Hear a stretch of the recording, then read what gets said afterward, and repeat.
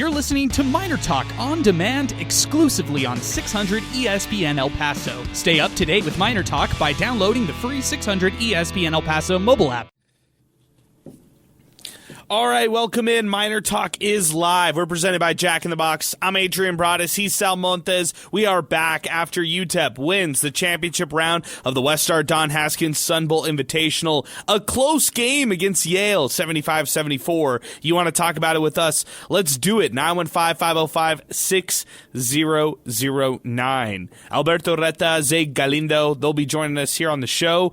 They stuck around for the award ceremony here after the game. For UTEP taking it home, winning the tournament for back-to-back years, consecutive years for the first time since they did so 3 times in a row from 2012 through 2014. And Sal, when they were going into this game, I didn't realize the Miners had only won 2 of the last 8 Westar Don Haskins Sun Bowl Invitational championships. So when you look at Joe Golding's record in these championship games, he went into this game here tonight 1-2. They lost to Bradley, lost to Kent State in the first 2 seasons. Last year, they beat Wyoming, and this year they beat a Yale team. And I think Yale was probably better than that Bradley team or Kent State was. Zay was arguing maybe Kent State was better. But regardless, this Yale team could end up being an NCAA team when it's all said and done, albeit they had one of their best players in this game. It was in this one, it was Simmons, I believe. Yeah, Casey Simmons, who ended up leaving and exiting this one, returned to the bench with crutches. So he was injured in this one, didn't play. And nonetheless, the Miners squeezed out a victory tonight. Yeah, and they were able to take advantage of that, early on, at least when it happened. In the second half, adjustments are made, and they have an amazing coach over there, and that's an amazing team. I'm just going to flat out say it. I know their record now as it stands is 6-6, but Yale's played some quality opponents. I'm just going to reel off some of the losses. Illinois, Chicago. We talked about this yesterday. Purdue, who's ranked. Minnesota. Rhode Island. I think Rhode Island or Delaware. I know they've played them both, but one of them only has 1 loss, and that being, I think that being Rhode Island. But nonetheless, with all that being said, Yale is a battle-tested team. So this was a nice win. As far as who's better between the two, I don't know. I would love to see them both go at it, that's for sure. So, today a good win for the Miners, but a lot that they have to brush up on. Yeah, I agree with that completely. I think there's things that you look at right away. Closing out games, being better in second half situations, those are things right off the bat that need to be better for UTEP moving forward. Our telephone number here on the program, 915-505-6009, 600 ESPN El Paso on Twitter and X, and 600ESPNElPaso.com. A lot of tweets to get to today. Thoughts on the crowd? Some fans were saying that there should have been way more fans in attendance in the stands for UTEP for a championship game. I'm one of those people right there. I think UTEP should have had way more people in the stands for a championship matchup, knowing this one had, a lot on the line, knowing that the Miners are trying to win consecutive titles for this one. But Sal, you on the outside looking in, what'd you think of the crowd? Was it loud off the radio broadcast? Did you feel like they did a good job of making a difference? I'm talking about the crowd specifically. Yeah, just looking at it, because I saw some of it, but of course my primary thing is listening to it over here and running it. But I would say that they filled in nicely when the time came. You got to hear the defense chants, when the time came. Also, too, one of the biggest parts that the crowd got crazy was when there was I can't remember who hit it, but someone hit a 3, UTEP get to steal, and then Frazier hits the 3. So it's a 3, forced turnover, 3, and then a Yale called timeout. But the crowd was into it at that point, and that's when it was noticeable. But just looking at it right here, 5,300. Who knows if that's really what it was? I think it was. Yeah. I think that felt justified, and I felt like as far as the crowd goes and the crowd size, it felt louder down the stretch. The Miners really stepped up and had a lot of people, or I would say the crowd stepped up and had people really get engaged with it. Zay, I'll ask you. You were there. You were courtside. Did you feel like it was a good crowd tonight?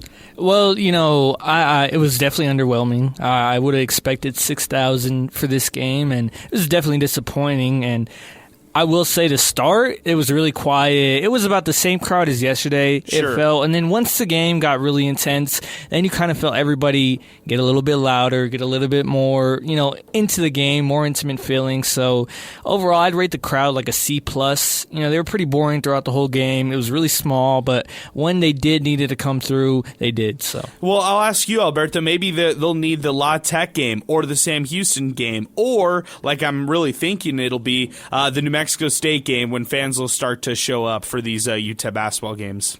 Yeah, you hope it's sooner rather than later, because I think they're playing some great basketball. They're not winning the rebounding battle, whatever, but they're shooting some lights-out basketball. They're shooting great from the three, and it's an entertaining team. So I'd like to encourage the city to come out and watch these guys, but I feel like it falls on deaf ears. Today should have been a great game. It should have been closer to 10,000 in my opinion, and it wasn't. Yeah, I think that they could have had a better crowd. I get it. It's a holiday. It's the same thing that we talked about yesterday. Holiday times, people in town, people out of town. It just kind of throws different things off. I would just say from the people who are doing different things in this city of El Paso, you would hope that they would have gotten a better walk-up crowd. Just wasn't the case when it was all said and done. So let's keep it moving. 915-505-6009. Let's start it off with Twitter and X. 600 ESPN El Paso on Twitter and X. This is coming in from Leo_Miners fan. It's great to see Kalu playing strong and confident after all this time. I don't know what's happened, but it's like he's flipped a switch on. Hopefully he can continue to get even better as the season goes on. This is coming in from 915 Sun City Caper. Should have been better talking about the crowd. He said, I brought a neighbor. Everyone needs to bring a friend and fill up the Don Haskins Center. This is coming from Chris. Looks like the crowd entered the transfer portal. Ugh. Jaden Daniels season at Commanders 36. UTEP will never fill up that arena. UTEP needs to just advertise their tickets all for $9.15 and people will go. Until then, I just buy general admission and then go sit in the middle with all the other empty seats. This is coming in from Pinky. This game reminds me of the Sun Bowl basketball tournament of the 80s, overtimes and down to the last shot. Great job, Sun Bowl basketball committee. #MinerTalk. I agree. I thought it was a good, as far as the late game situation, they did it right. I mean, it was an entertaining game, and there's a lot to take away from it when it was all said and done. This is coming from Poncho. There wasn't that many people, but we were loud. I'd say by the end it was loud. I agree. This is depressed UTEP fan. This is ridiculous, by the way. Does the team need to be undefeated for the people to show up? Sal, this team is 9-3 right now as it stands. I mean, they still got to keep on winning. True. They have to. The fans True. are going to go there. We've seen it. I mean, the Haskins Center was sold out for women's basketball. I mean, do we not forget that part? That's very true. They've been sold out for regular season games as well, even in Conference USA or at least close to it. So, I mean, they can do it. It's not impossible, but they do have to keep on winning. It's barely December, middle or, kind of that last leg of December, so to speak. It's going to sound crazy, but those first three conference games at home are pivotal. If they can win those, then we'll see a lot more people go. But that's just the way it is, man. There's going to be diehards who are out there, and that's a lot of you 5K who are there. But El Paso, just like every other city, there's going to be a lot of bandwagon fans, but those are the fans that you want to win over. We've seen the Sun Bowl sell out with football. I mean, come on. If basketball starts winning more, they can do it. Yeah, I think people will point that out too. Is that if this fan base, if El Paso will support a football program where you haven't seen a lot of success, how come it's hard for them to jump on board for basketball, in which they had success, or at least they had a taste of success, going all the way to the championship game of the Conference USA tournament last year. So yeah, there's a lot of ways to take this one. Let's keep it moving. 915-505-6009. The Miners squeeze out a game when it was all said and done and defeat Yale 75-74. We'll get takeaways from all of us. We'll kind of go a wrap around between all of us and talk about this one at full length here on the program. Let's go to the phones right now. 915-505-6009. Brian's going to get things started for us on a quiet night here when it comes to Miner Talk. We got a couple tweets to get to as well. 600 ESPN El Paso on Twitter next. Brian, give us your thoughts. Welcome aboard. Hey, what's up, y'all? I'm back again for day 2, and UTEP gets it done in a closer with Yale. But the whole team is looking good. Look, I know I say this on every call, Adrian, but I think they got it this year. One name I want to point out is Kevin Kalu, who is going back-to-back with double-digit points in both games against Jackson State and Yale. He's one name I really want to see do good, along with my favorite player, Ahmad Bynum, but still. This UTEP squad is doing great, albeit they do need to sell out the dawn, because the last game I was at, it was empty. And like Sal said, unless they're undefeated, then they're probably not going to sell out. But I want to see how they do in conference play, because those games are going to be fun.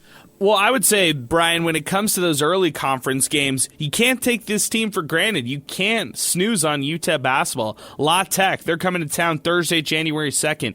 Sam Houston, that's Saturday, January 4th. Then you have the New Mexico State game, January 11th. Those are all big ones. So the Don Haskins Center fans, they can't snooze on this one. This has to be, some games where fans jump on board for a team that's 9-3. You talk about undefeated. That's just unrealistic here. But when you talk about UTEP possibly, having more fans for some of these bigger games in CUSA, I think that's attainable. This is coming in from our pal Mauricio of NBC4. He said Harvard on the border beats Yale. Good stuff, man. I appreciate you. Hey, real quick, Adrian, before we move on, let's kind of paint that picture for what a sellout or a high-capacity. Yeah, that's a good call. Let's just do it right now. Northern New Mexico, I mean, come on. We don't. Not going to happen. La Tech, that's going to be huge. Sam Houston, but January 11th, New Mexico State. If UTEP can reel off 3 straight, or maybe even go 2 and 3, obviously, in there. But, man, if they can get some of those games, La Tech or Sam Houston going into New Mexico State, realistically, could be looking anywhere from maybe 7.5 to 9. There should be, at least from the crowd from Las Cruces, man. Exactly. I feel like at least Aggie fans should make it close to that count. So yes, I think I'm targeting that game January 11th against New Mexico State. If it's not that game, it's going to probably be all the way. You're going to probably look at, Liberty at home Saturday, February 15th, or maybe Thursday, February 27th against Western Kentucky. Yeah. It'll be a while until UTEP will have a chance to have that much hype over a home game than what we're talking about with La Tech and then also New Mexico State. So this Miner team has won 6 of their last 7, Zay. I mean, don't take this team for granted. One day, UTEP fans might wake up and Joe Golding could be gone. I mean, that's just, if this team has success, who knows what happens with anybody? I mean, that's just a reality of college sports, college basketball, and you can't take a team like this for granted. I know some might roll their eyes and say, Yale isn't that good. They lost one of their players, and there are people who still aren't satisfied up to this point, Zay. But I'd say to others that this team is doing what they're promising, and that is winning these games. They're 9-3 right now. Yeah, and everybody, we're talking about targeting the NMSU game for a sellout. I mean, you should be targeting the La Tech game for a sellout, like Sam Houston State for a sellout. And Joe Golding said it. I mean, he said the New Mexico State game cannot be the only game that we're packing out the dawn. He said that in his presser, and he meant it. Like, he wants to see a crowd here. And like you said, you can't take anybody for granted these days in college basketball, not just head coach Joe Golding. You can't take Ahmad Bynum for granted, True. David Terrell for granted. I keep going listing players. Nothing is guaranteed in college basketball, especially at the group of 5 levels. So when you have a team as fun as this Miner team, go out there and support, reel it all in, and hey, maybe at the end of the day, this team, falls flat on their face in conference play, but hey, at least you experience some fun, something, because UTEP fans deserve that. They deserve wins like this to enjoy wins like this, to not have haters talking about, oh, Yale this, Yale that. Enjoy the win, enjoy the championship, and pack out the dawn. Who's UTEP's best win of the season so far, Zay? If you had to answer that one, is it UC Santa Barbara? Is it UNC Greensboro? Is it Seattle, or is it Yale up to this point right now? Yeah, I mean, you can go a lot of different ways. For me, I'd still say Santa Barbara. Yeah, I mean, it was on the road. It was a really, really tough environment. They had a good crowd there, and I know UCSB isn't as good as we thought they were, but to steal a road game like that after falling flat on your face against Utah Valley, I think that's the biggest win. Because if they lose that game, this whole season is like completely flipped. Like we're talking about a really, really rough-looking UTEP team at this point. Sal, would you agree? It's up there. I think it's one of them for sure. I think it's one of the better teams they've played. It's just the fact that they're at home. I don't know if it takes it away. You want to win these games either way. Coach Golding said something in his pregame interview. This is regarding the Jackson State game. It's like, hey, how can you not appreciate an ugly win or something along the lines of it? So you'll take it. Although today was ugly against Yale, some of the guys they have, man, they can absolutely ball. And Simmons went out early. So I don't know if that. I don't want to say tarnish it because, like I said, I hate to disrespect the win, but man, you know what? I can't just based off of that. I'm going to go Santa Barbara as well. Okay, yeah. I like it. Let's keep it moving. 915-505-6009 as we continue. Santa Barbara, they're 7-4 right now. The Gauchos out of the Big West. So to your point, probably the better record that you're going to find of those wins that UTEP had on their side. UNC Greensboro is still a pretty solid win, and then I'd say tonight, Yale, a team who could also very well be in the NCAA tournament when it's all said and done. So let's keep it moving. 915-505-6009. UTEP wins 75-74. In this one, Otis Frazier III, 15 points. He was the tournament MVP. No surprise right there. We talked about this yesterday, kind of our thoughts on this. All-tournament team Kevin Kalu gets awarded for that, and then Ahmad Bynum wins the Don Haskins Award. So these are guys right there who are having success. I love the play by Otis Frazier III. I'll say that Otis Frazier III has played, pretty well over the last couple of games, and I get it. Some of these games aren't pretty, but I feel like when they're not pretty, Otis Frazier III really steps up, and he can help win these grinded-out type of games. That was like how they won against Tarleton State, just like how they won last night against Jackson State. And then you talk about maybe like 2-3 weeks ago against Seattle, he also balled out. So Otis Frazier III, let me just reel off his last 4 games for you. Okay, 18 points against Seattle. Against Louisville, he only scored 7. But then against Tarleton State, 18. Last night, 16. And then tonight, 15 points. So Otis Frazier III on a tear in terms of scoring the basketball right now. 915-505-6009. Back to the phone lines we go. It's Ruben who is next up with us on the phone lines. 915-505-6009. Then we'll get to Mike from Austin. But Ruben, what's going on? How are you? I'm doing really, really well. Hey, my brother and I were talking about what a cool idea. If you got 5,000 and you know that it's the beginning of the season, 5,000 is going to come in. If we put it in Memorial Gym, it's going to rock the house, and it's going to create excitement. And then it's going to go, oh man, we got to go. And then you go to the Don and you fill it up, and you get everybody pumped up. Another thing is that I have to tell my friends when the games are, because there's no advertising whatsoever. And unless you're in there poking at the UTEP website to see when the next game is, you don't know. There's no advertising. And, that's something that it's an El Paso thing. And we know that people aren't going to go to the games until UTEP has a winning season and everybody sees the excitement, and then they'll want to go.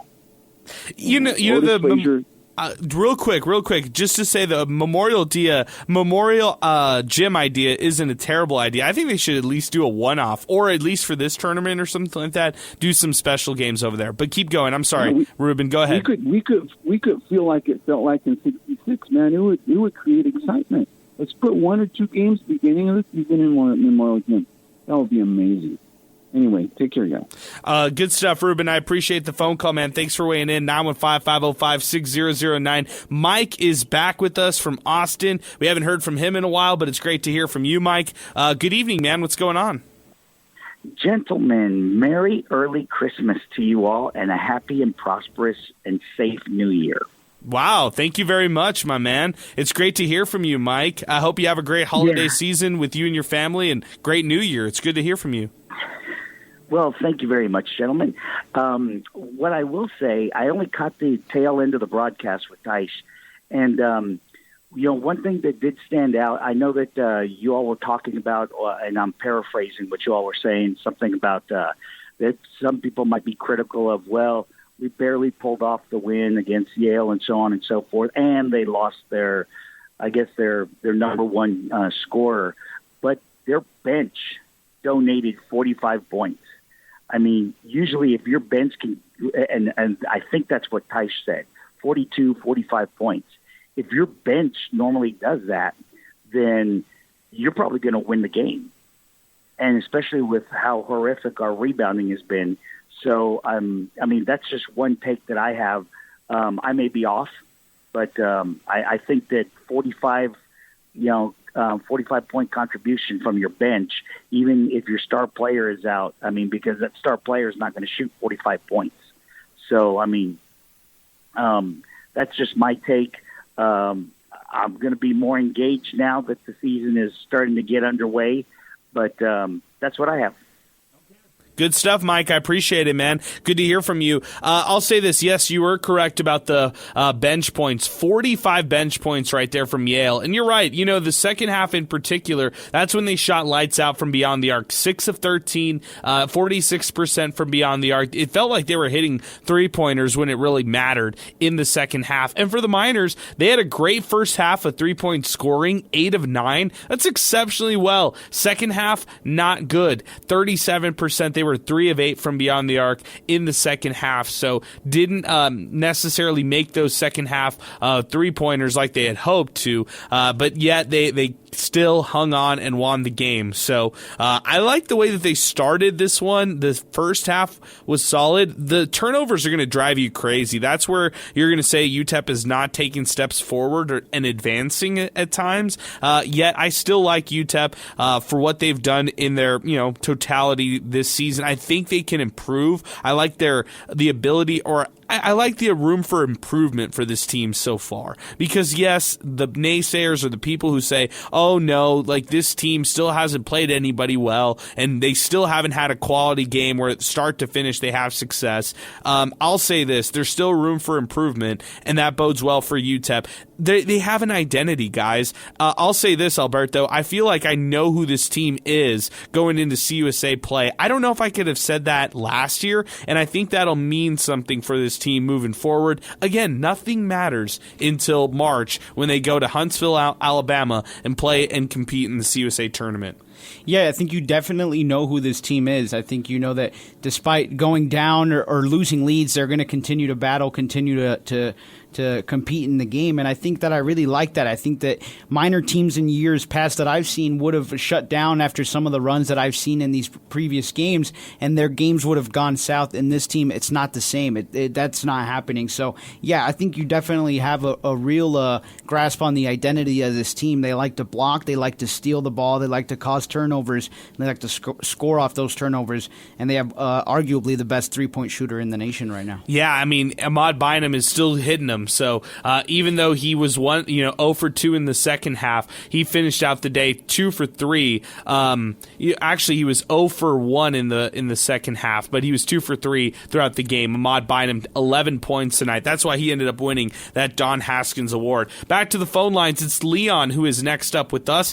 915-505-6009. You want to talk about the West Star Don Haskins Sun Bowl Invitational Championship that UTEP won 75-74 over Yale. Let's do it. 915-505-6009. Leon, good evening, man. What's happening? Hey, good evening, man. Hey, heck of a game, and something I got a hit on or hook on from earlier is something to celebrate. The Miners won, and something that Miner fans can celebrate. So good Christmas present with that win tonight. I was especially impressed with Golding's move at the end of the game, throwing, and I don't want to butcher his name, man. Baba. But the 7-footer. Babacar. Yeah.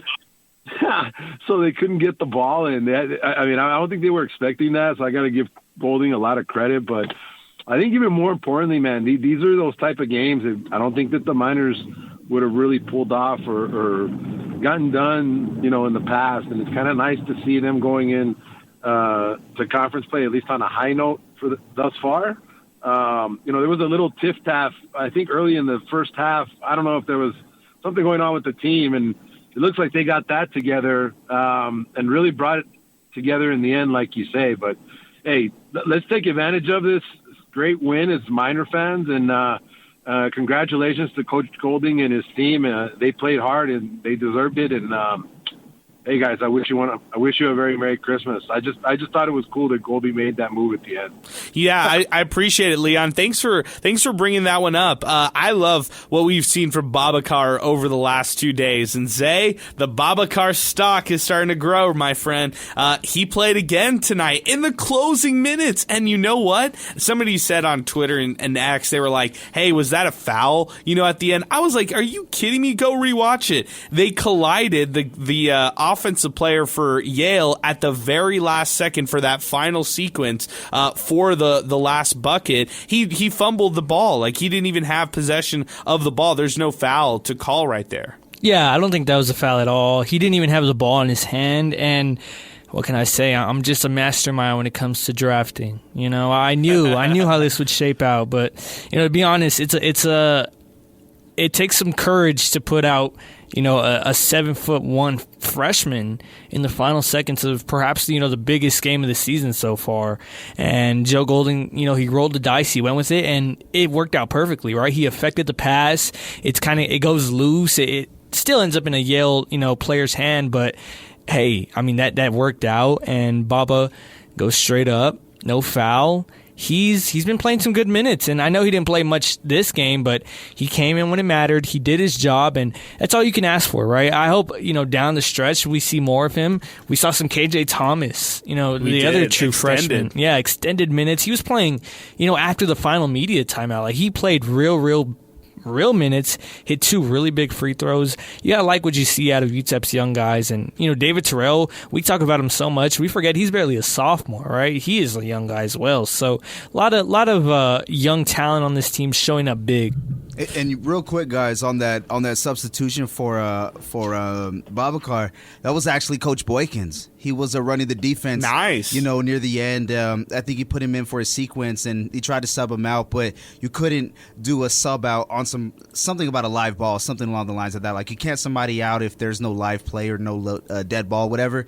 So he had to stay in the game for that extra possession, but Boykins was defensive coordinator, when it all mattered the most. But to Coach Golding's credit, like, this is a guy who not only believes in his players but also believes in his staff as well. So that's a true UTEP thing, man. I mean, these guys are on the floor, giving it their all, and then the coaches are on the side, giving it their all as well. Everybody was bought in, so that's what made it awesome. Some closing moments I wanted to talk about from this game, and you guys jump in when it comes to the final moments of this one, because the final moments, I felt like, told you a lot about both teams and what ended up happening. So let's jump into it. At 4 minutes left in the game, Otis Frazier had the most casual step back 3 to lift UTEP up 71-69. At this point, Yale had a brief lead, 69-68, and then Frazier the third hit a 3 to go up by 2. Then KJ Thomas, just like what Zay said,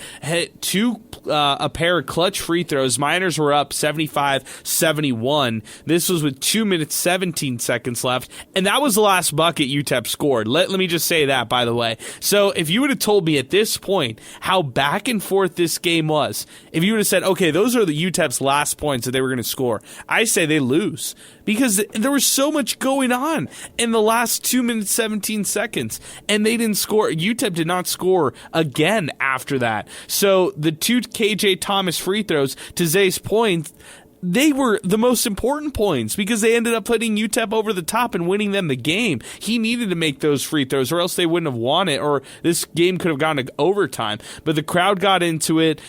It was 75-71, under 2 minutes left. There were a couple great defensive plays there. One was like an Otis Frazier, the third swat out of bounds that ended up staying with Yale. Yale got a putback on that same possession. It was like one that just shouldn't have happened for Yale. But anyways, Miners got the ball.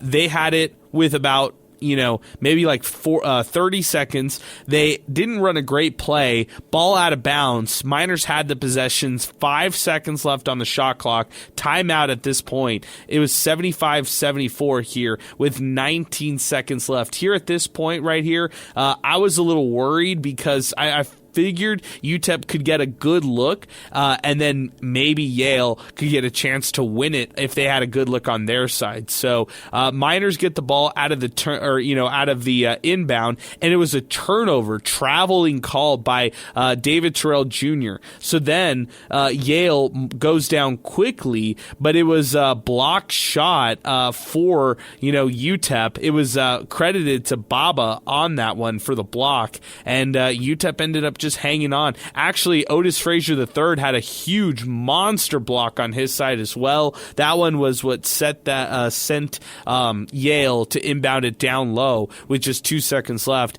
and then they closed out the game. But Zay, that was just some monster defensive effort, knowing that UTEP did not score with the last 2 minutes of this game. Yeah, I mean, they really stepped up defensively, and Otis Frazier, he's just really good, man. That's the way I like to describe him, because that's the only words that come to mind. He is really good. He's probably one of the best, if not the best, two-way player in Conference USA, and he showcased that tonight, right? How many points did he have? He had, he had 15 points. He hit that huge step-back three. I mean, that one was huge. It was a tough shot as well, and he has the big block at the end, and that block was loud. Like, I heard that. I was on the other side, and I heard that, and I was like, wow, like, you can't take a guy like that for granted. He came up so big, and he's become a leader on the court. Like, you could tell him, David Terrell, like, those two have really stepped up in the leadership roles. So, overall, like, Otis Frazier, I heard some people saying, maybe Cal Luke had that MVP, but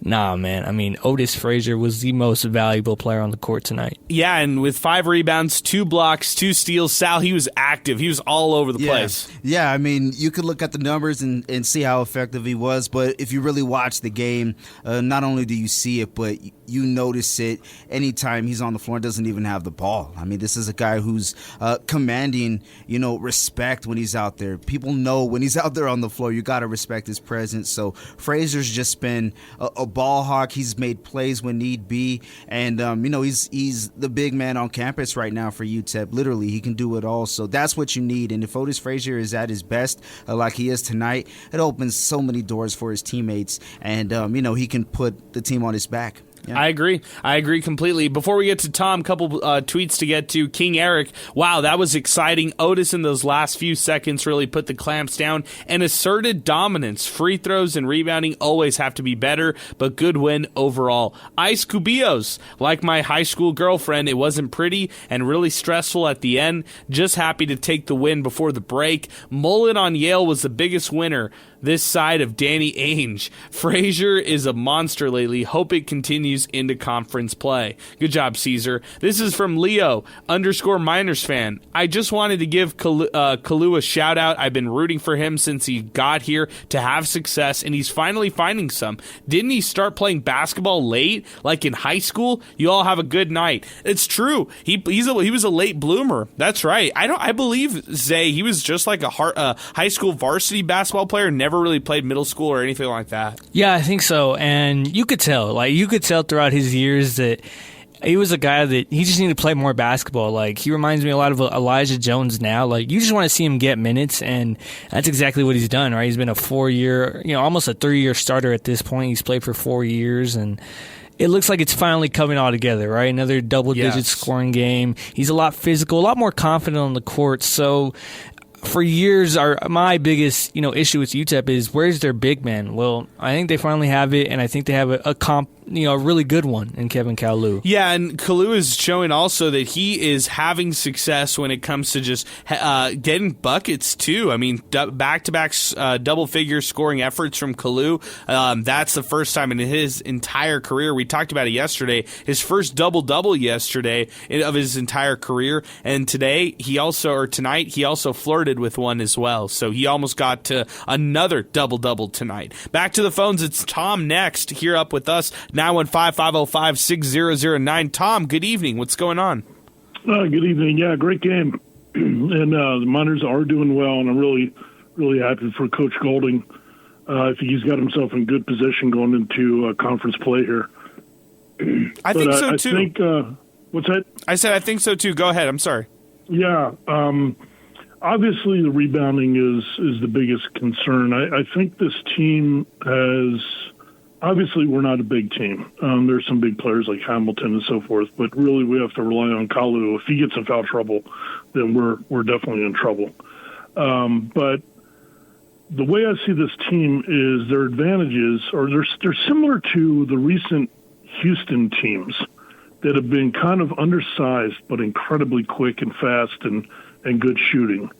And I think that's kind of the formula that coach should continue to pursue with the style of play, with the talent that we put on the floor, because this team steals a lot of balls, and that makes up for the lack of rebounding, and that's what's going on. So if they get the rebounding together and they start competing heavily on the boards and they continue to steal as many passes as they do, they're going to really set themselves up to pick off some big wins this year. Couple things. The team, I noticed the team really likes playing for Coach Golding. I think it really shows, and it's starting to come through, and that's going to pay dividends. And then the other thing is they seem to rely on each other really well, and there's not anybody that's a clear leader. I think Frazier is kind of taking that spot, but it's still kind of up for grabs because you got a lot of aggressive players that really do have a lot of confidence, can shoot the ball, and which is good because there's a lot of balance I see on the team that way. So we'll see how that goes. I think I'd love to see Coach Golding start to show, and maybe he'll wait until conference play, but I'd like to see probably a 3-2 zone, and with Hamilton and Kalu at the same time, and see if we can use the team speed with the three smaller players really covering the 3-point line.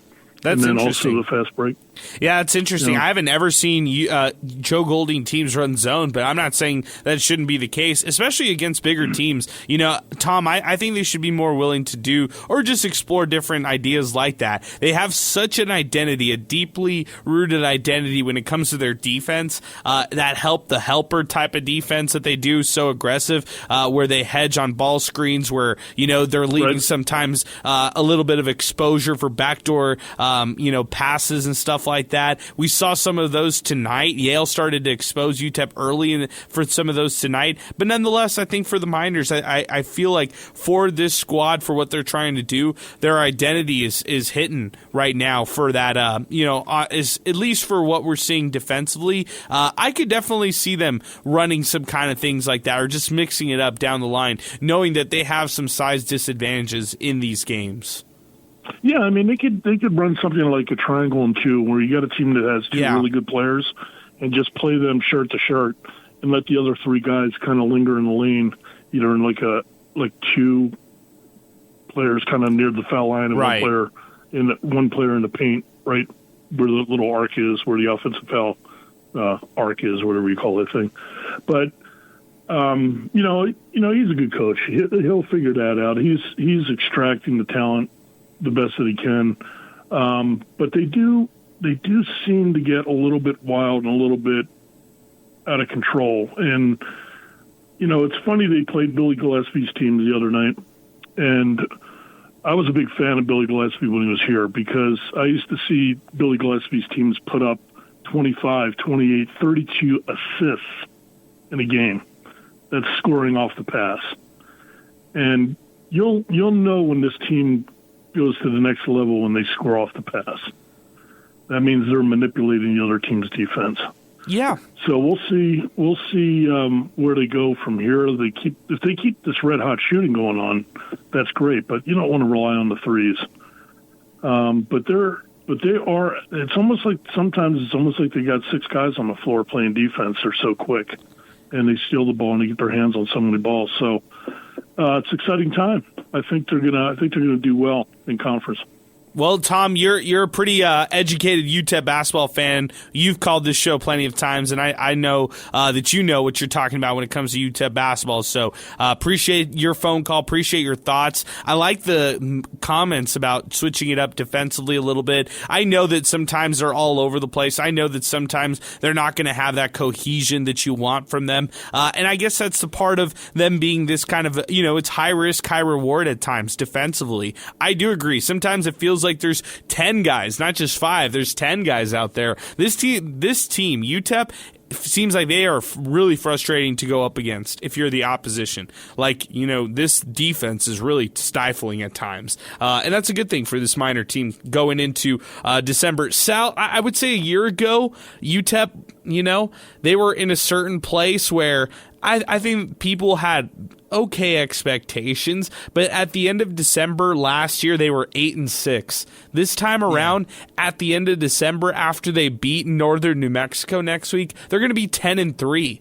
I mean, I think that's pretty relevant, right? I know that people will challenge, okay, what are the quality of wins that UTEP had this year compared to last year? Last year, they beat Cal. Sure. Okay, we'll talk about that one being quality. They also beat Wyoming last year. This year, they beat UC Santa Barbara, UNC Greensboro, Seattle, and Yale. So those are the quote-unquote quality wins. But the Miners could be 10-3 when it's all said and done to close out 2024, going into 25. Yeah, and you want to be as battle-tested as possible going into conference play. And UTEP's not the only team who's had success in their non-conference schedule. I'm just going to reel off a couple, but I'll start it off by saying every team but one team is 500 or better, and that one team who's under wound up winning today. So with all that being said, though, Liberty's 12-1, La Tech 11-2, Middle, just like UTEP, and Western Kentucky, they're 9-3 as well. So those are your top five, so so to speak, for Conference USA. But going into conference play, this team is record-wise a lot better than last year.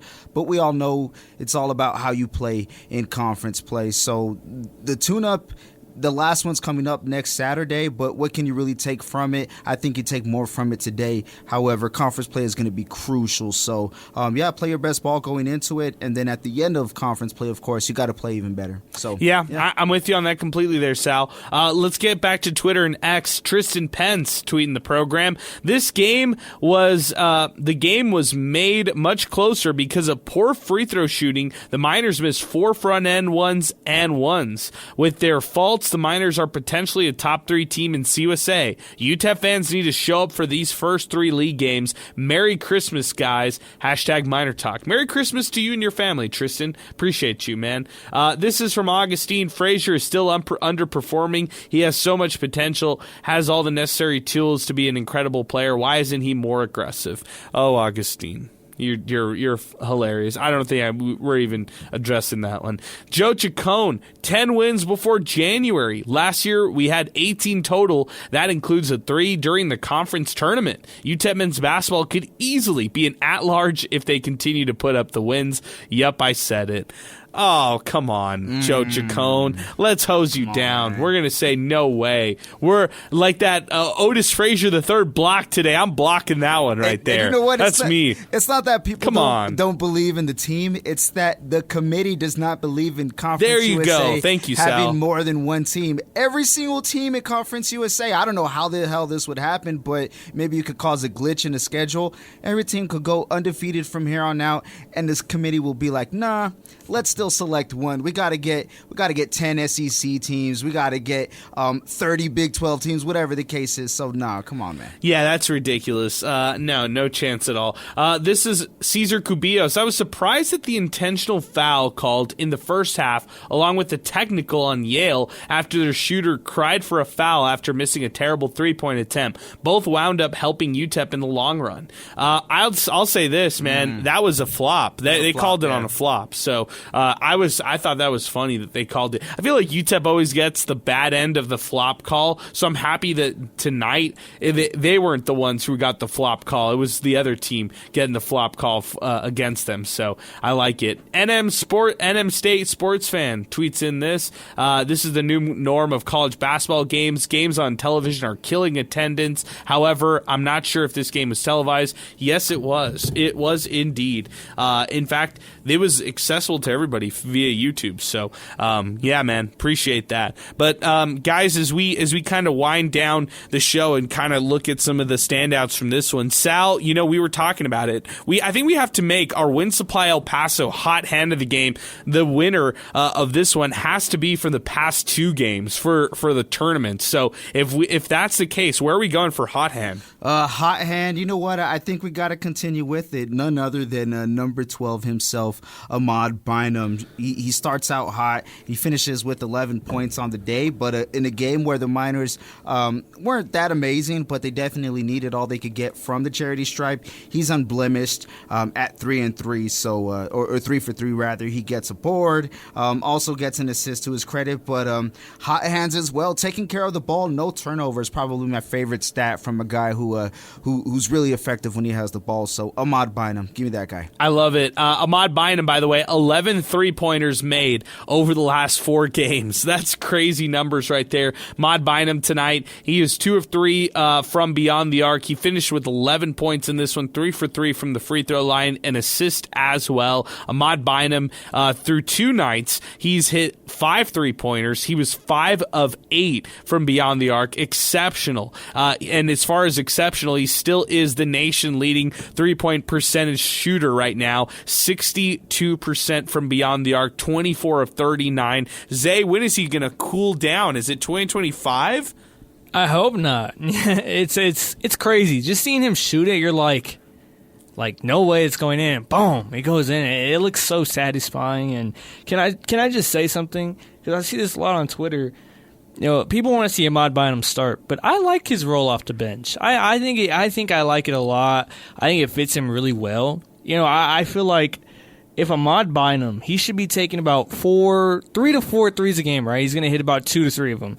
I feel like if he starts taking a little bit more, I can't doubt him and say he won't make them, but I like where his volume is at. I like his usage, and I think, maybe down the stretch, in conference play, maybe he'll earn a starting spot there. But for right now, I like him coming off the bench. He provides that spark that UTEP has they've missed the past couple of years. Yeah. I just like his role right now. Yeah, I feel like this is actually going back to something that Tom said. Real quick, let me get your thoughts, Alberto, on Ahmad Bynum in terms of his game the past 2 days.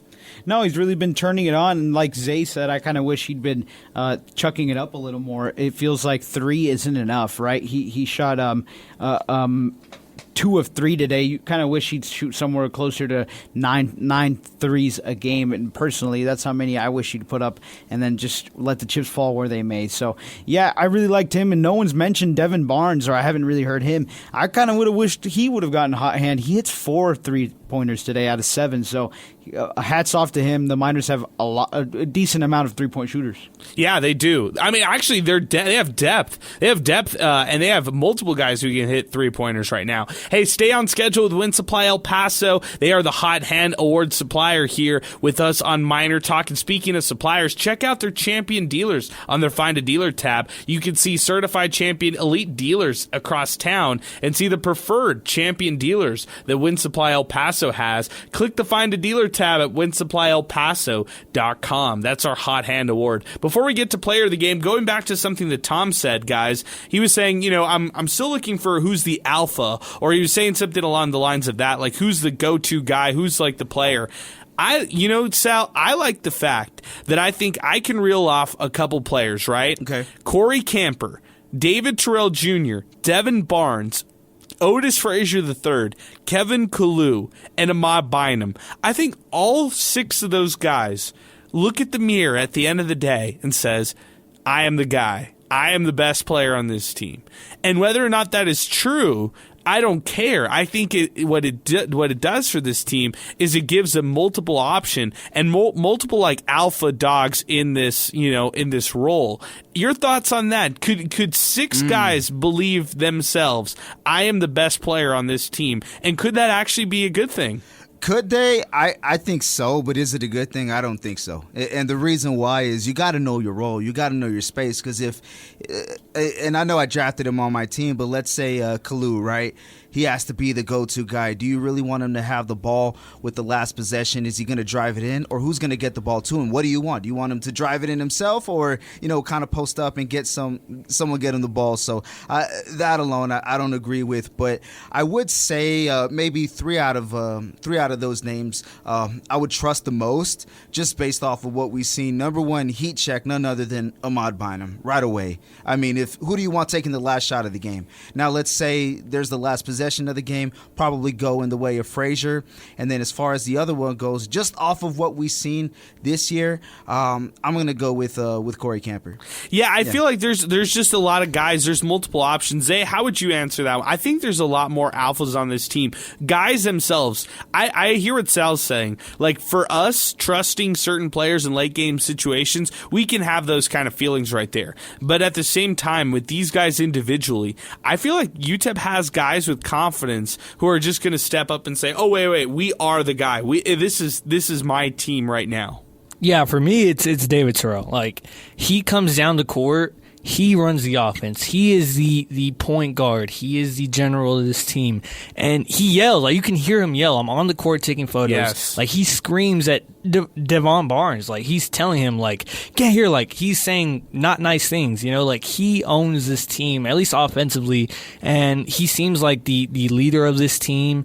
And maybe I'm biased because he's my favorite player, like, without a doubt, but that's what I see on the court. Like, everybody listens to David Terrell. So for me, I feel like he's the alpha, the leader of this basketball team. And maybe down the stretch, right, they're not going to give it to David Terrell to get a bucket. They're going to say David Terrell hit a three, but they're definitely going to say David Terrell come inbound the ball with three people coming at you and somehow get it to Ahmad Bynum. So for me, it's David Terrell. Yeah, I feel like they do ask him to do a lot. And you know what? Some people are going to tell you, they're going to say, hey, look, David Terrell, we like XYZ, but what we don't like is the turnovers this year. That some people will tell you that. And to those people who say things like that, I get what they're saying. You know, over the past tonight, he had 3 turnovers. Last night, a turnover. Against Tarleton State, 5 turnovers. So this week alone, racked up 9 turnovers in 3 games. For David Terrell Jr., he prides himself in his assist to turnover ratio. Tonight,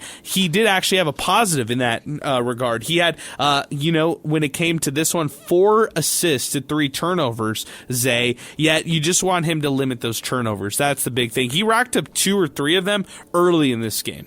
Yeah, when the turnover, you definitely want him to take care of the ball a little bit better. And UTEP as a whole, Joe Golding said in his presser, they had 10 turnovers in that first half, and they only ended up with 13. So a lot of adjustments made. They know that they need to take care of the ball better. They know David, he had that huge travel at the end of the game. Yeah, that's tough. You know that he needs to be better than that. And I believe in him to be better than that. So, one, I do hold him accountable. He is a little reckless with the ball at times, but hey, he had 4 assists. He had that +1 in that turnover to assist ratio. I'll take that. I think for where our patience in David Terrell Jr. is going to pay off at some point, because I feel pretty similar. Sal, when it comes to Terrell, do you have the same patience? Yeah, I mean, this is a guy who garnered, a lot of attention near the end of last year, a guy who's trusted. Yeah, freshman of the year. And Zay said it best. He's, they know when he's out there, he's commanding that offense. So you got to respect it. There's no way that you could be out on David Terrell because he had that terrible turnover. You know it, but we're holding the sophomore accountable, for who we think is, playing wise, like a junior or maybe even a higher level player at that. So it's one of the better players in Conference USA. And, within that realm of go-to guys on his team. So I know I said 3. Terrell's out there hovering on 4. You can kind of interchange them, but it all depends on how the game's going. But, no, it's ridiculous to be out on Terrell. 915-505-6009. That's our telephone number, 600 ESPN El Paso on Twitter and X, and 600 ESPNElPaso.com. UTEP defeats Yale 75-74. We picked our hot hand of the game. Alberto, for the player of the game, or the player of the last 2 games, where are we going for this one right here? I feel like Otis Frazier III, who ended up winning the tournament MVP, has a good good say in this one.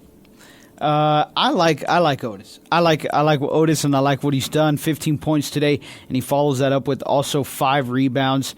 2 blocks and 2 steals. So I like Otis Frazier and what he does for this team. He, to me, is the leader, and you guys were commenting on it. I think any one of these guys can lead this team on any given night, but in these last couple nights, it's been Otis Frazier. Yeah, we're going to go Otis Frazier III for the Oscar at the Agency Player of the Game award tonight, and from last night as well. Otis Frazier III, big 3-pointers tonight, 15 points. He finishes this one, 5 rebounds, 2 blocks, 2 steals, 33 minutes of action. Otis Frazier III, he ends up winning the Westar Don Haskins Sun Bowl Invitational Tournament MVP, and he ends up winning our Player of the Game tonight, brought to you by the Oscar Arieta Agency. So appreciate Otis Frazier III, and appreciate the mayor. It's Eddie Morelos who's next up with us on the phone lines. 915-505-6009. That's our telephone number to get into the program. Eddie, good evening, man. What's going on? Good evening, Adrian. What a fun weekend we just had there at the Don Haskins Center. From start to finish, we were able to bring in multiple teams from out of town, show them a wonderful hospitality that we give at the Sun Bowl. And I tell you what, man, it was a little stressful there at the last few minutes of that the championship game. But it's so cool to see the Miners hoist up the trophy back-to-back years, the Westar Don Haskins Sun Bowl Invitational, and another great event. Sun Bowl season is upon us, Adrian, and yes. I mean, just the whole thing was great, man. I don't know. I mean, it's just awesome atmosphere. Okay. And I hope more people show up the rest of the year for the Miners because, man, I think they've won 10 games, haven't they? 9-3, Eddie. 9-3. They have a good record. 9-3, and the one thing I like about the Sun Bowl tournament, it's a different vibe, right? It's a little different. And it seems just a little bit more relaxed and fun for everyone. But, it gives the Miners, it shows where they're at compared to various teams from, like, the East Coast, right? Against Yale, Akron, so on and so forth every year. And I just encourage the Miner fans to show up, start supporting, man. It was a lot of fun this weekend, Adrian. Yeah, it really was. It was a fun weekend. Eddie, I'll say this, man. The coolest thing that I ended up seeing from this weekend, and what you guys did in between, games or in between the actual game itself, or in between halftime, was the dunking event with Dr. Hansen. I love those, man. They did a great job. And how cool is it that I believe Dr. Hansen is from El Paso, and he brings this squad together and offered to help us out and put on a wonderful show. You know what I mean? It's things like that, the little ads that we throw in here and there at the Sun Bowl Invitational. It's just a fun atmosphere. Again, I encourage more to get out there next year and support the Miners and all the other teams that come in. Let me tell you this, Adrian, really quick, for this is for all El Pasoans, man. These teams come in, right? And the one guy tells me, I can see myself moving here to El Paso. That's how much they enjoy their time when they come to our event. Man, that's awesome news, Eddie. Hey, I appreciate it, man. That's good stuff. Any other thoughts? Miners get the win by 1 tonight. What a close one. Just a final thought again. They can pull it off. They can pull off a lot more wins, especially in the Dawn, and they can do even more so when more fans show up. Have a great night, Adrian. Much love Good to you stuff, guys. man. Merry Christmas. Much love, Eddie. Merry Christmas to you, the family, and I appreciate you as always, man. Thanks for all the help and everything that you gave us here on the program here today. So good stuff, man. Appreciate you, Eddie, as we continue. 915-505-6009. Jimmy is next up with us. Jimmy, good evening. What's going on? Good evening. Thank you, guys. Great show as always. Happy with the win. If you're not going to the games, you're missing out. It's a fun team to watch. Quick question. Wanted to hear your thoughts. A lot of talk on Bynum. I like him. I think he's great, leading the nation, as we know, in 3-point percentage. 15 minutes tonight. I don't really care if he starts or doesn't start, but does he need more than 15 minutes? He opens up the floor. He's not a single-dimensional player. He also drives to the basket, has a mid-range game. Hard to believe he's not getting more minutes. It's a good question. It's a good question, Jimmy, and I feel like it's a pretty educated question. I'll just give you this. So tonight for Ahmad Bynum, you mentioned it. For this one here, I'm just verifying things on my side. I see the same thing. 15 minutes in this one. When he came to Jackson State, he's also coming off the bench as well. So for Ahmad Bynum, do I think he requires more minutes? Yeah, but it's hard to say because defensively, the Miners have so many advantages with other guys. I think Bynum is starting to come along defensively. I think the coaching staff is starting to count on him and trust him defensively. I don't know if he's there yet to, warrant 25 minutes, 30 minutes. Look at who is taking those minutes right now. I would just say that. Like, when you're saying, all right, you're going to take away minutes from Ahmad Bynum, or you're going to say, give him more minutes. Well, Corey Camper Jr. is the one who's taken up a lot of these minutes. He had 31 tonight. He struggled offensively. Corey Camper, 2 for 11, but you can't undermine what he does defensively. 3 steals in this one for Corey Camper Jr., despite his 4 turnovers that he racked up early on in this one. Well, it was a little bit of a lackluster performance from Camper Jr., yet you love what he does defensively. Then you talk about David Terrell Jr. He also played 29 minutes. You talk about Devin Barnes, 24 minutes. That's where they're going to stagger those minutes with Ahmad Bynum, is with Barnes, say. They're not going to necessarily cut into anybody else's. It's probably going to be Barnes moving forward, and you talked about this before. Doesn't really matter that he's not in the starting lineup, but maybe some fans want to see him get more minutes when it's all said and done. Yeah, and I understand why. Because, every time he's on the floor, it feels like he's making a huge, huge difference. But the defense is the biggest part, right? Because down the stretch, Devon Barnes is not in the game. It was KJ Thomas taking those minutes. It wasn't Ahmad Bynum. It was a true freshman, KJ Thomas, getting in one of those guard spots over Ahmad Bynum. And I think that just goes to show where Ahmad is defensively and how much trust they have in him to be in late game situations. So I feel like eventually he'll get there, with more reps, more practice, more stuff like that. He'll be in that late game, lineup. But for now, you could see why, they don't have him and why they have KJ Thomas out there instead. So I feel like 1 minutes, it's really crowded in that backcourt, but at the same time, you got to beat out KJ Thomas. So that's rule number 1. Before we start talking about Devon Barnes, Corey Camper, David Terrell getting those guys' minutes, get KJ's first. I agree. Sal, can you punch 2 in? I can't get that one. 915-505-6009. George is coming up next. George, good evening, man. What's going on? Hey, happy holidays, guys. Merry Christmas. We got an early Christmas gift. I enjoyed it. I had a lot of fun sitting in front of one of our fans that, kind of undermines the whole fan atmosphere when you have one of your own, touting Yale. And I understand they are a good team, but I think this Miner team is very underrated. I think they played a lot of good teams. UC Santa Barbara, they went up against Seattle, and even then I also overheard one of my fans, our fans saying how Seattle was this, Seattle was that. Well, UTEP doesn't fall too far behind. They've improved in a lot of areas. Their 3-point shooting has improved. I've seen a lot of improvement in their free throw shooting. Kalu has come leaps and bounds from where he was before and to where he is now. In comparison, you see Hamilton come off the bench and give some good minutes. He did. You see Kemper. Today he struggled, but he's one of those that'll give you a good defensive output. And Barnes, Bynum, I love their play. I love what they do beyond the arc. Otis Frazier, you can't say enough about him. He looked amazing. Those 15 points were hard-earned 15 points. You don't take anything away from Yale, but you also don't take anything away from the Miners. This is a really good Miner team that's been very well put together, and I think they can make a really good run in conference play and even beyond. I do believe in them, and they've already bought into Joe Golding's philosophy, and I see that they're a very well-coached team. That's what I see in my perspective, and not just because I'm a Miner fan.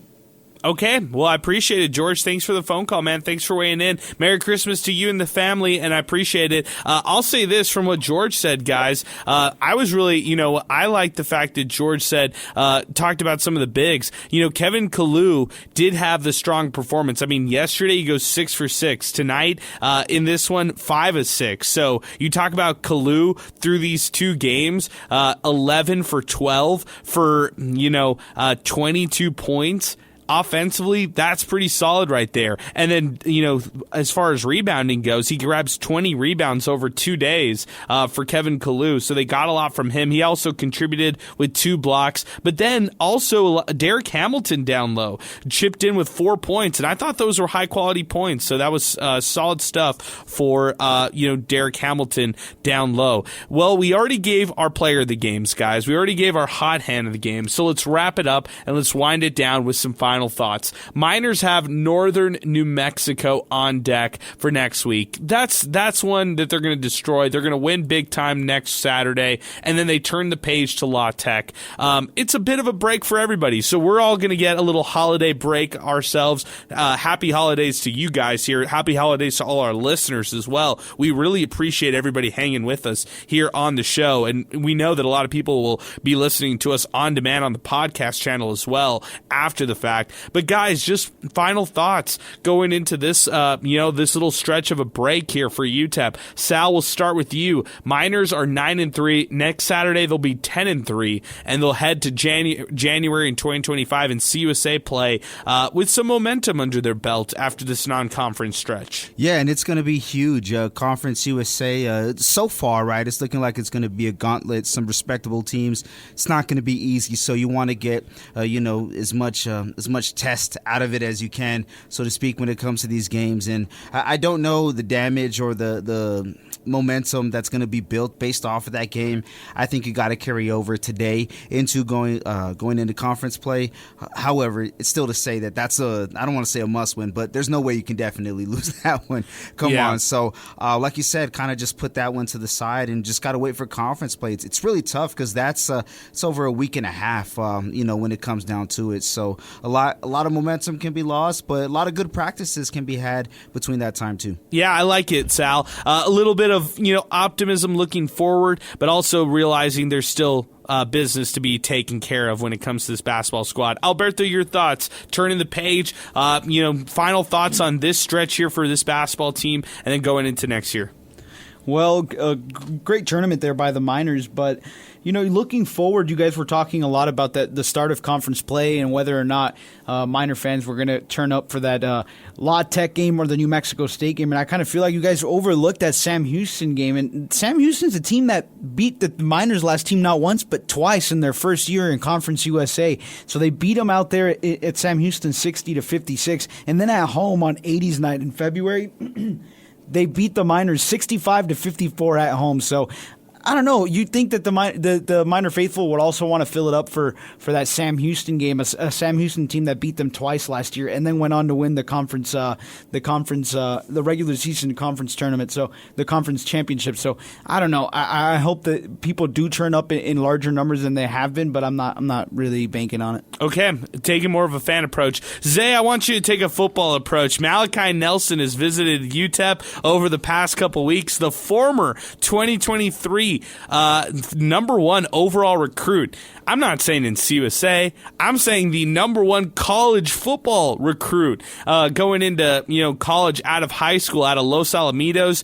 Cade McConnell. This is somebody he knew very well growing up, going to high school in Long Beach, California. Both of them went to Los Alamitos High School. It was Cade McConnell who ended up being the starting quarterback for Los Al in that senior season. And then once Cade graduated, Malachi Nelson took over and became the super phenom product and prospect that he ended up becoming. He never played at USC. He never played at Boise State. So this will be his 3rd school in 3 years wherever he decides to go to this year, and he is on a visit to UTEP. We knew about this. We saw him at the Jackson State game, and we kept quiet today. Pete Thamel reported it out of ESPN, so we dropped some nuggets ourselves. But your thoughts, Zay, as we wrap up here on Miner Talk and we talk about maybe a potential top overall prospect coming to UTEP when it's all said and done? Yeah, I mean, I've been waiting to talk about this. We've been waiting to talk about this. Yeah, he was at the game yesterday. You know, I can go on and on about Malachi Nelson, you know, how big that would be. Just from the stance that it's, you know, former number 1 overall player. Like, that's just crazy to fathom that he was even on campus. And, hey, he hasn't played a snap. Like, that's the big thing here is he's never played a college football snap. We have no clue, but, I mean, I just don't know. Like, this is such a crazy thing for him to be here at UTEP on a visit. How realistic could this be? Like, could this happen? Is that what you're asking? Yeah. I feel like it could happen, right? He's at that point where, hey, you fail at USC, you fail at Boise State. Like, now it is going to be a school like UTEP. So I feel like it can be UTEP, but at the same time, it could be, you know, some FCS school, some other Group of 5 school, maybe another Conference USA school. Like, it's going to be in this level, I feel, for a guy like him. And I feel like if UTEP can pull it off, you're going to get a lot of fans, like, on the wall type of fans. They're just going to see 5-star UTEP commit, and they're not even going to care. They're going to see 5-star quarterback UTEP commit. Like, they're just going to be, oh yeah, we're all in. So I feel like that's the big thing here. Is that's the poster child. If you get Are them. they worried more about the headlines though than the actual product and output of what Malachi Nelson could be? Because you said it, he hasn't played a single snap of football. What is he going to do? And you talk about limited NIL resources. Scotty Walden said he's going to use his NIL to retain players and to acquire players. What if you go out and acquire players, somebody like Malachi Nelson, but he doesn't pan out and he doesn't have success because he simply has not played at this level? And Zay, in year 2, expectations will be higher for Walden and company in this football squad. Yeah, I feel like that's the risk you take, right? That is, you know, you roll the dice. You really never know. You got to have full trust in your scouting and your evaluations of players. And sometimes you gotta roll the dice. Like I said, it's a quarterback that's even more hit or miss. Like, you really never know what could happen. Like, we could be talking about Malachi Nelson falling completely on his face again at UTEP if he ended up, you know, committing here, or we could talk about, you know, a career resurgence for him, which is crazy to say, right? I think he'll be a redshirt sophomore at this point. Like, he's a young guy. It's a risk and a role that you take. If we're talking about a 3-star who's never played a down and you're giving him a lot of money, then hey, like, whoa, that's a little weird. But this is a 5-star, right? You're banking on that evaluation. You're banking on that. And I feel like at UTEP, that's a risk you take. Yeah, I mean, the last 5-star prospect UTEP had was like in the Mike Price era, so when it came to football. But I think that's a good way to wrap up here on the program today. Special thanks to Sal Montes, to Alberto Reta, to you, Zay Galindo, and all our listeners out there. Merry Christmas, happy holidays to everybody out there who's listening to us here on Miner Talk and part of our Sports Talk and 600 ESPN El Paso family here at Town Square Media El Paso. We really appreciate everybody. We'll be back in action next Saturday. UTEP, Northern New Mexico, in action out at the Don Haskins Center. But if you missed any of Miner Talk tonight, check us out on demand wherever you listen to podcasts. For all of us here at our River Oaks Property Schoolyard Sports Studio, we're signing off, and thanks for everybody for listening to Miner Talk, brought to you by Jack in the Box, right here on 600 ESPN El Paso.